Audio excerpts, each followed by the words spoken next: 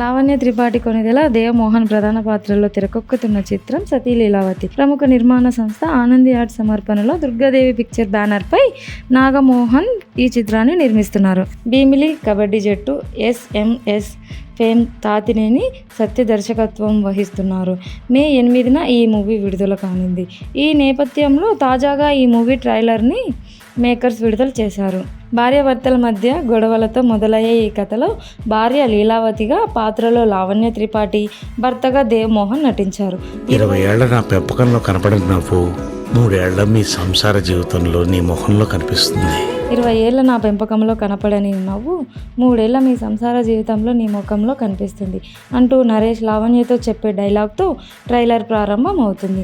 ఇంతకీ అల్లుడెక్కడా అని నరేష్ అడగడం, అతన్ని కిడ్నాప్ చేసి తెలియదు అన్నట్లుగా లావణ్య నటించడం, 4 గోడల మధ్య జరిగిన విషయాలు నలుగురిలో చెప్పడం ఎందుకు అని మధ్యలో నికోలా సెబాస్టియన్ పాత్ర ఎంట్రీతో ఆద్యంతం వినోదాత్మకంగా ట్రైలర్ సాగింది.